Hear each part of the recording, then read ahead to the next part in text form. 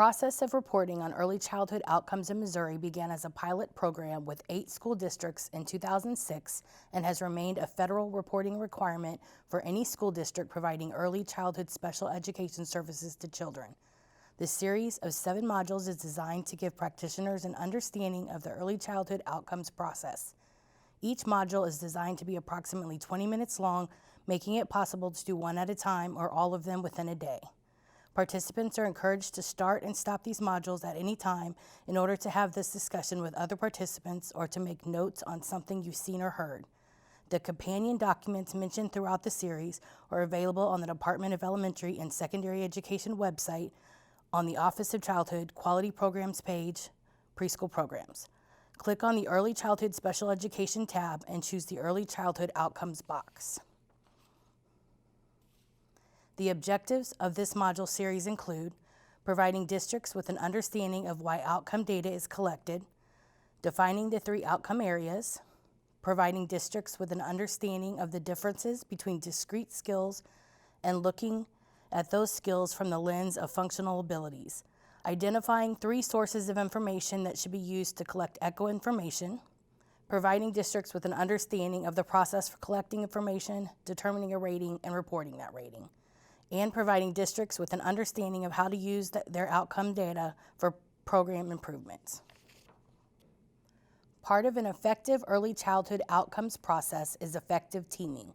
In this module, we review the characteristics of a quality teaming process and apply those characteristics to the early childhood outcomes process.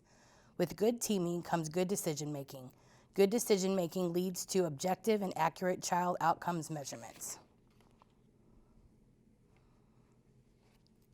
The Division for Early Childhood Recommended Practices of 2014 described the importance of team collaboration in this way. Educational programs and services for young children who have or are at risk for developmental delays or disabilities, by their nature, always involve more than one adult. The quality of relationships and interactions among these adults affects the success of these programs. In this module, participants will understand reasons for using collaborative team approach for making better decisions for students, effective teaming practices to use in this process, components of rich discussions for use in team discussions, and ways to build consensus in these discussions.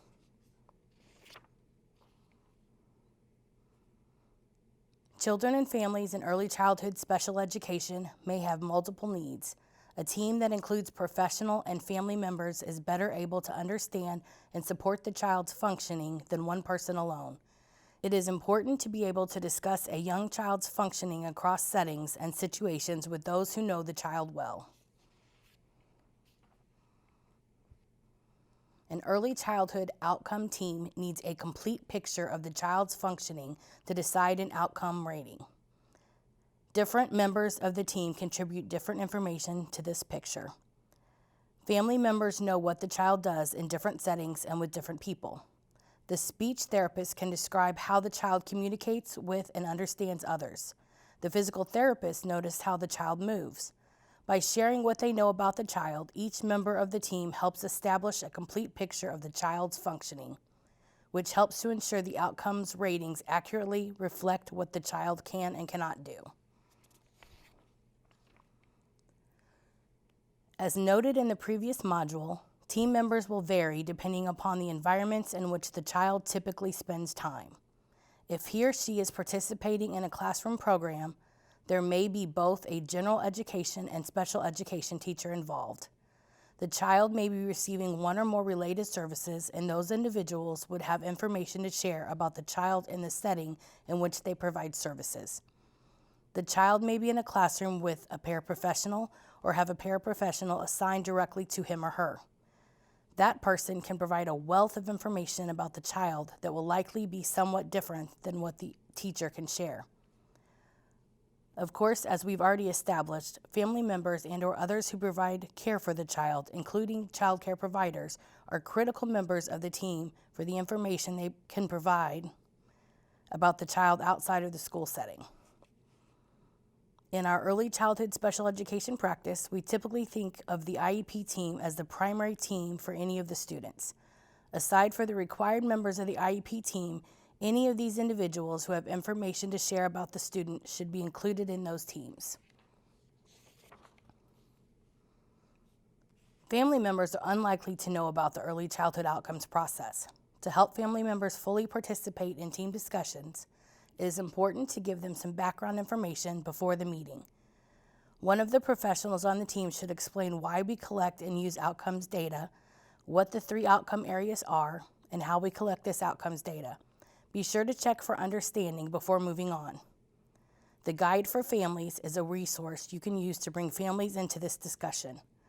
The preparation should also include letting the family know what to expect during the meeting and provide an opportunity for questions.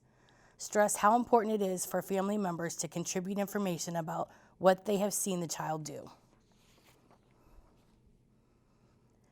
Being familiar with some principles of good teaming is important to the team process. These principles apply whenever teams convene in early childhood special education, including when determining a child outcomes rating. We won't be able to thoroughly review how to hold an effective team meeting in this module, so we encourage you to consult other resources, such as those provided at the end of this module. As a brief refresher, here are some key things to remember when you meet as a team to determine a child outcomes rating. First, an effective team involves the active participation of all team members. It is important for the team leader to invite participation from all members. Second, the team leader sets the tone that the input each individual member contributes to the team discussion is valued and respected.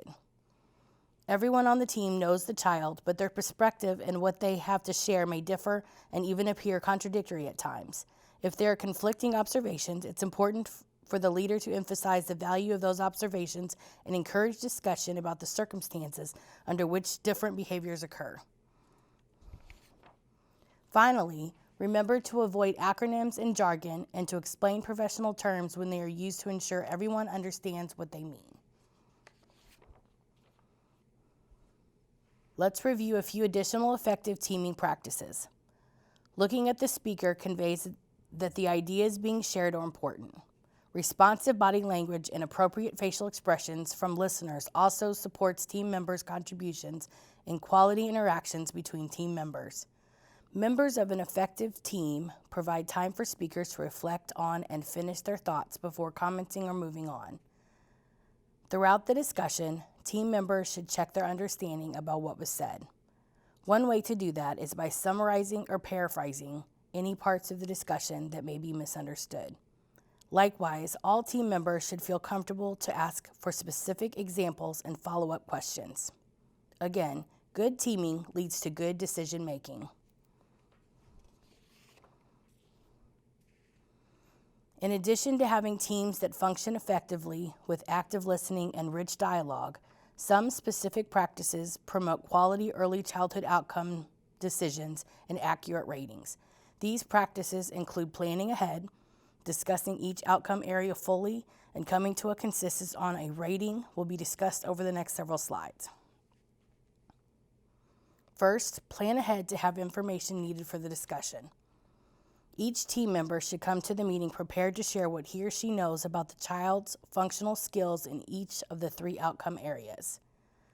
Team members should review ECHO background information, including the meaning of the 3 outcomes, rating definitions, the ECHO process, and age expected growth and development for the age of the child. Such resources will be provided in Module 5 to 7. Practitioners should review plans for sharing information about ECHO and for engaging the family in the ECHO process. In addition, prior to meeting, practitioners or the lead team member should ensure that multiple sources of information about the child's functioning are available for review. For example, observations, evaluations, progress reports, and reports from parents, specialists, and others who know the child, and confirm that there is information about the child's functioning for each of the 3 child outcome areas across settings and situations. As part of planning ahead, it might be helpful for the team leader to use the breadth of the 3 Child Outcomes infographic as a guide when thinking about the child's current functioning in each of these areas in order to more concisely lead the discussion. This infographic resource was introduced in Module 2 as a way to explain the types of functional skills involved in each of the 3 child outcome areas. Its use in preparing to make ratings will be more fully explained in Module 5 and 6. The complete graphic is referenced as a resource at the end of this module. It is also available on the DESE webpage at the web address listed on this slide. The next teaming practice involves having a rich discussion about the child's functioning in each outcome area. The team discusses information from multiple sources for each of the outcomes across settings and situations relative to what is age expected. In many ways, this is likely similar to what you're already doing during IEP meetings. However, ECHO discussions will put more emphasis on the child's functional use of skills as opposed to the discrete skills themselves. The next several slides are intended to illustrate how these rich discussions are prompted. Being able to reach an accurate rating requires a rich dialogue about what the child is doing in each outcome area and talking about what the child is doing relative to what would be expected for a child this age. Examples of questions that might draw this type of information are: what skills and behaviors does the child use related to this outcome area? How do these look different across settings and situations? How consistently does this child use those skills and behaviors in meaningful ways? What supports are needed for the child to use them? What skills and behaviors would we expect to see in a child of the same chronological age? How is the child's functioning similar to or different from that? Are there skills or behaviors that we would expect of a child this age to use that the child is not yet using? As noted previously, the team should discuss the child's functioning in each outcome area in depth across the settings and situations. There are additional examples of good discussion prompts listed in the Child Outcome Summary Discussion Prompts document listed on the resource slide at the end of this presentation. The team leader should make sure the full content of each outcome is discussed. For example, Outcome Area 1. Children have positive social emotional skills would include how the child interacts with familiar adults and unfamiliar adults, how the child interacts with peers, how the child follows rules and routines when at school, at childcare, and at home, how the child expresses himself when frustrated, excited, or with emotions, how the child handles transition between activities. These talking points are just examples of how each of the skills bundles related to the breadth of the 3 Child Outcomes infographic should be included in the team's discussions.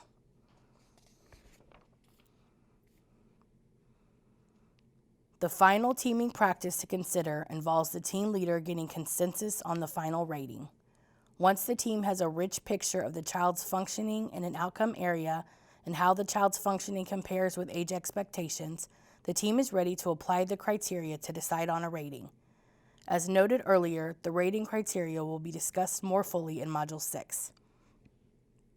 For now, it is important for the person leading the team discussion to wrap up the conversations by restating the rating decision, possibly in a descriptor statement, including a summary of the rationale for the decision. For example, the team leader could say, with regard to positive social relationships, Bella interacts in age-expected ways with adults but is not yet interacting with peers. We are seeing a mix of age-expected and not age-expected skills. Does everyone agree? On rare occasions, teams have difficulty reaching consensus. If this is the case, it is important for the person leading the discussion to work with the group to figure out the source of the problem. Does someone have a different understanding of one of the outcomes? Is there a disagreement over whether a skill is age expected? Does everyone understand the criteria described in the 5-point scale? If the leader identifies misconceptions, then they need to be addressed so the team can reach consensus. Getting all team members together to engage in the early childhood outcome process can be difficult. Although face-to-face team interactions are preferable, team discussions can be held with 1 or more members present remotely. For instance, team members can effectively join meetings by phone or webcast. If one or more team members are attending remotely, the leader needs to be especially aware of engaging them in the conversation. There is a document titled "When Teams Can't Meet in Person" included on the resource slide for more information about handling meetings remotely. Teams are at the heart of delivering quality, individualized early childhood special education services under IDEA. Working to achieve desired outcomes for children and families require bringing together the best thinking of a team. A quality early childhood outcome team process that effectively engages team members in sharing their knowledge of the child and applying that rating criteria to the information will result in valid and meaningful ratings. Based on the information you have heard so far, answer these reflective questions either with a colleague who may be doing this with you or by jotting down some notes for yourself. What pieces of the information on good teaming do you feel like you already include in your practice? What pieces are missing? How might you find a way to allow for these pieces to occur? What is one thing you can plan to begin doing as a result of this information? We have reached the end of Module 4.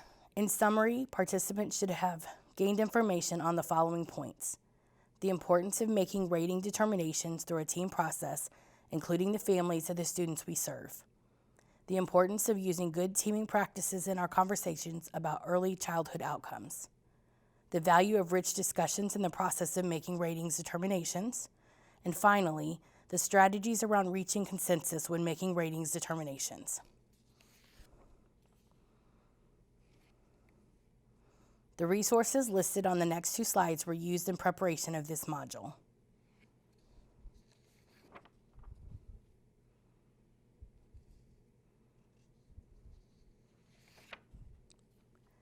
Contact information for questions about this module appear on this slide.